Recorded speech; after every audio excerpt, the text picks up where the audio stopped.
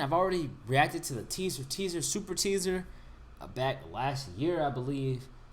And I actually already watched this, I'm not gonna lie. But I want to watch it again because I kind of watched it in my bed on my phone. Wasn't paying too much attention. But I figured since I watched it before, I'm going to keep up with it because I really liked Game of Thrones. I watched Game of Thrones super late, years after it ended. And then just binged the whole season. And I might have talked about this in my last video, but I was always dreading the end because everybody talked about how bad it was. But it's funny, the people who talk about how bad it was aren't writers, and it's hilarious. But, I mean, I understand not enjoying it, but people talked about it like they legitimately could have been better showrunners for the final season or the final 2 seasons of the show, and that's laughable. But, anyway, I'm curious to see where they go with this. To my knowledge, this isn't built off of like direct books. This is more information that's given pieces in the books and then just consulting with George on the story.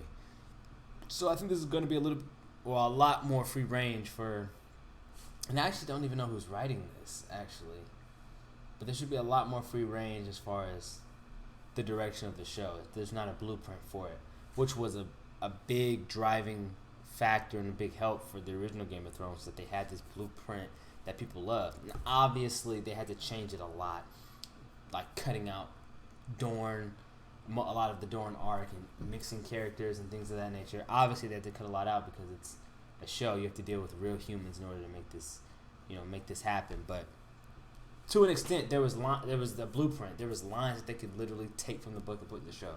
I don't know if that's the case with this, so they have a lot more freedom. I'm interested to see how they do it. Let me see who's actually making this. Oh, okay, they're bringing back some of the directors from the, at least one director from the old Game of Thrones. I think this is the guy, Miguel Sapochnik. I believe he directed a lot of episodes, but I think one of them was he did a lot of the big battle scenes, and I think one was the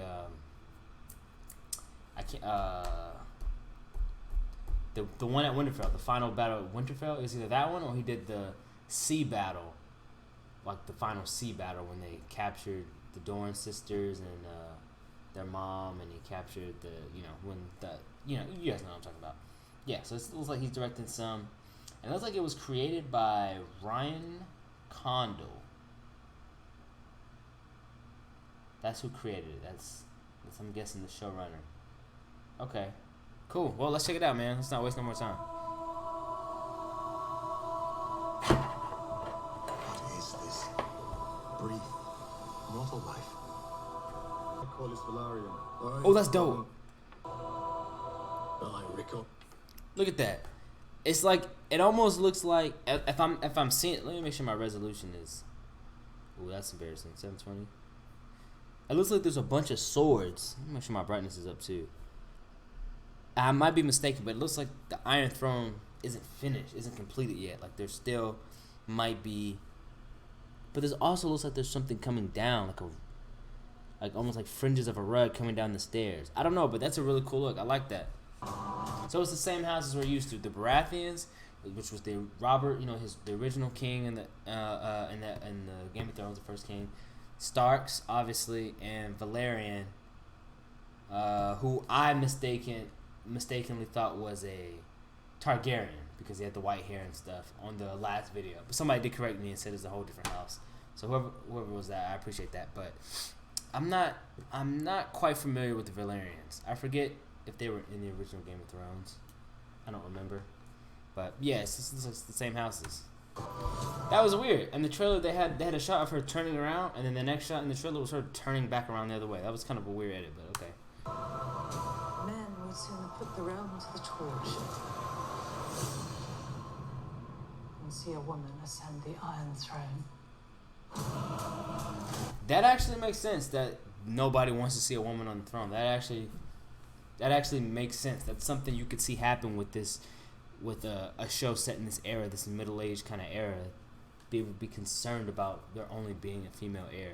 And I do believe in Game of Thrones, that was a big part of Cersei's chip on her shoulder, is that she was always a queen regent or a queen mother or or a queen, or you know what I mean. She was always constantly taking a back seat to a bunch of men, or even just being subservient to her father. And then finally, if I'm not mistaken, I don't know what happens in this show, but I believe Cersei was the first queen. She finally decided, once all her kids were gone, she just took the throne for herself. She was queen. And I think that was a big deal. And she was able to have that power and still command the nation. She still commanded a sort of respect. So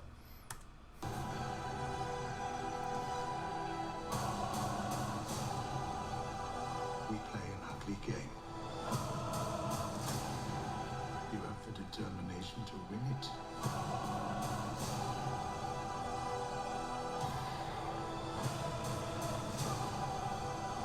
probably buried. Tell me, if I'm not mistaken, is that Hunter Schafer? I think it is. She has the perfect face to be a Targaryen. It would make a lot of sense. Hunter's very pale, and the face just works. The angular face, it just works. But if I'm wrong, I'm wrong. But let me know if anybody knows. But is that Hunter Schafer? Jules from Euphoria?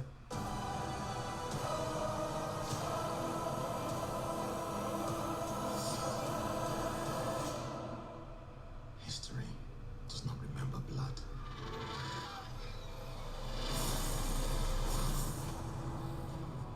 It remembers names.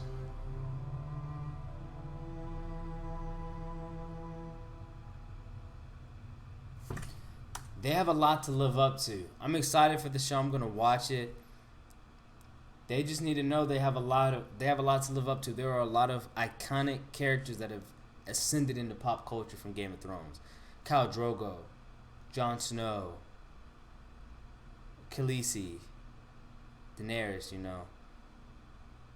Starks as a whole, the whole family, Littlefinger, even those are the characters that ascended into pop culture. Then there's also, when you just examine the show and think about the depth of the characters they created, you have people like Littlefinger, you have people like what was his name, Varys. You have the little boy king Baratheon. What was his name? The brat kid. Why do I want to call him? What was his name? I can't call him. What was his name? Whatever his name was, the little boy king that was a dick. They had so many characters that were well built, well written, and immaculately performed.